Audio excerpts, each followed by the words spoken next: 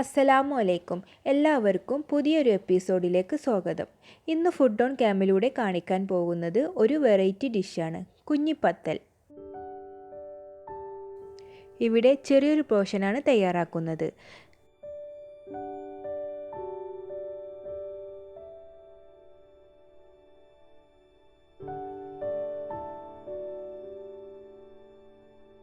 തിളച്ച വെള്ളത്തിലോട്ട് ആവശ്യത്തിന് ഉപ്പും 1/2 ടീസ്പൂൺ നെയ്യും പൊടിയും ചേർത്ത് പത്തിരിക്ക് വാട്ടുന്നത് പോലെ ഒന്ന് വാട്ടിയെടുക്കാം.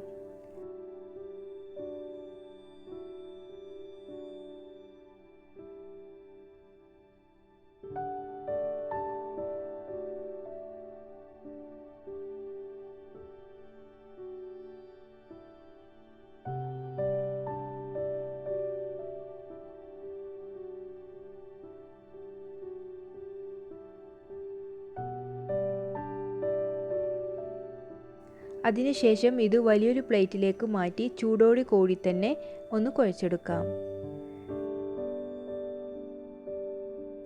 പത്തിരിക്ക് മാവ് കുഴക്കുന്നത് പോലെ നല്ല സോഫ്റ്റ് ആയിട്ട് തന്നെ ഇത് കുഴച്ചെടുക്കണം.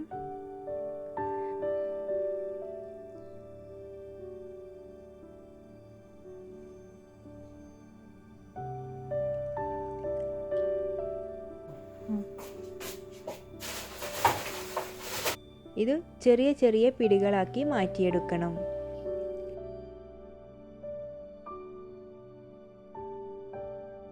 ഇതുപോലെ ഒന്ന് പ്രസ് ചെയ്ത് കൊടുക്കാം.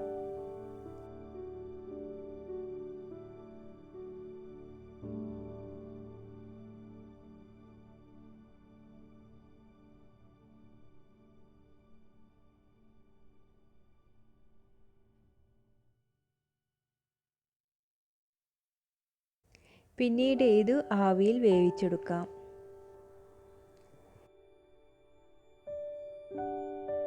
ഇനി നമുക്ക് ബീഫ് കറി തയ്യാറാക്കാം. ഇതിനു വേണ്ടി 150 ഗ്രാം ബീഫ് എടുത്തിട്ടുണ്ട്. 1 സ്മാൾ ടൊമാറ്റോ, ചെറിയ ഉള്ളിയും വെളുത്തുള്ളിയും ഇഞ്ചിയും അതുപോലെ തന്നെ വലിയ ജീരകവും ഒന്ന് ക്രഷ് ചെയ്തെടുത്തിട്ടുണ്ട്. 1/4 ടീസ്പൂൺ ടർമറിക് പൗഡറും 1/2 ടീസ്പൂൺ മുളക് പൊടിയും 1 ടേബിൾ സ്പൂൺ മല്ലിപ്പൊടിയും എടുത്തിട്ടുണ്ട്. ആവശ്യത്തിന് കറിവേപ്പിലയും എടുത്തിട്ടുണ്ട്.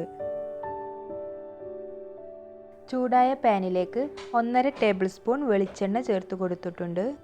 ഇതിലോട്ട് ചെറിയ ഉള്ളി, വെളുത്തുള്ളി, ഇഞ്ചി, വലിയ ജീരകം ഇവ ക്രഷ് ചെയ്തത് ചേർത്ത് കൊടുക്കാം. ഇതൊന്ന് വഴറ്റിയെടുക്കാം. അല്പം കറി ലീവ്സ് ചേർക്കാം.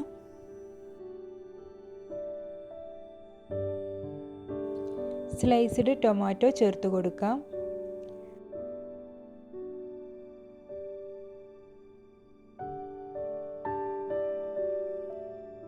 ഇതൊന്ന് മൂടി വെച്ച് വേവിച്ചെടുക്കാം. ഇപ്പോൾ ഇതിലെ ഓയിലെല്ലാം തെളിഞ്ഞു വന്നിട്ടുണ്ട്. ഇനി ഇതിലേക്ക് മസാലപ്പൊടികൾ ചേർത്ത് കൊടുക്കാം. ഇതിൻ്റെ റോസ്മെൽ മാറുന്നത് വരെ ഒന്ന് വഴറ്റിയെടുക്കാം.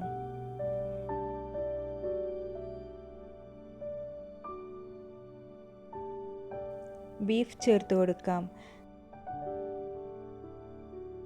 ഇനി നമുക്ക് ഇതിലേക്ക് ആവശ്യത്തിന് വെള്ളവും ഉപ്പും ചേർത്ത് ഇത് മൂടി വെച്ച് വേവിച്ചെടുക്കാം.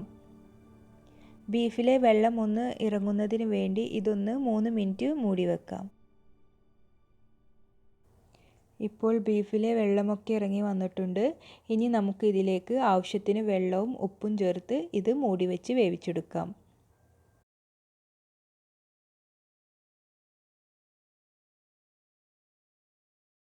ബീഫിലേക്കുള്ള അരപ്പൊന്ന് തയ്യാറാക്കിയെടുക്കാം. 1/4 കപ്പ് തേങ്ങയും 2-3 ചെറിയ ഉള്ളിയും 1 നുള്ള് വലിയ ജീരകവുമാണ് ഇവിടെ എടുത്തിട്ടുള്ളത്. ഇത് നല്ല പോലെ ഒന്ന് അരച്ചെടുക്കാം. തേങ്ങയൊന്ന് വറുത്തരച്ചും നമുക്ക് ഇതിലേക്ക് യൂസ് ചെയ്യാം.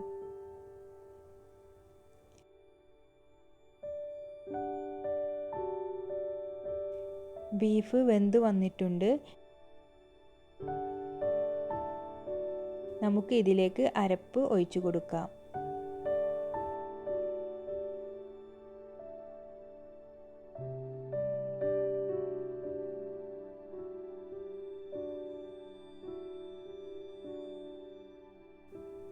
തേങ്ങ നല്ലതുപോലെ തിളച്ചു വന്നതിന് ശേഷം ഇതിലേക്ക് പിടി ചേർത്ത് കൊടുക്കാം.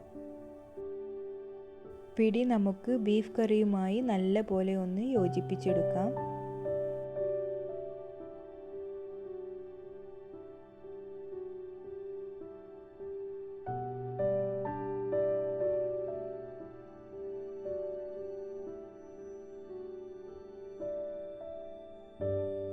ഇനി ഇതിലേക്കുള്ള കടുക് പൊട്ടിച്ചെടുക്കാം.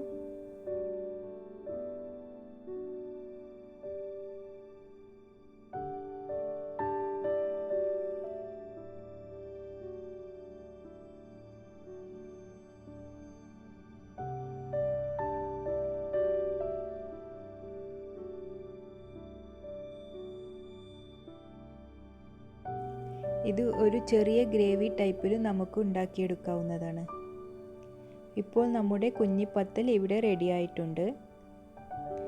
ബീഫിന് പകരം ചിക്കൻ്റെ ബ്രസ്റ്റ് യൂസ് ചെയ്തിട്ടും ഇത് നമുക്ക് ഉണ്ടാക്കിയെടുക്കാം. പത്തിരിയും ബീഫ് കറിയും ഒക്കെ ഇഷ്ടമാവുന്ന എല്ലാവർക്കും ഇഷ്ടപ്പെടുന്ന ഒരു വിഭവമാണിത്. എല്ലാവരും ഇത് ഉണ്ടാക്കി നോക്കണം. തീർച്ചയായും ഇത് നിങ്ങൾക്ക് എല്ലാവർക്കും ഇഷ്ടമാവും. ഈ റെസിപ്പി നിങ്ങൾക്ക് ഇഷ്ടമായെങ്കിൽ എൻ്റെ ചാനൽ സബ്സ്ക്രൈബ് ചെയ്യാൻ മറക്കരുത്. ഇനിയും പുതിയ ഒരുപാട് അടിപൊളി റെസിപ്പികളുമായി വീണ്ടും കാണാം. ഇൻഷാ അല്ലാ. അസ്സലാമു അലൈക്കും.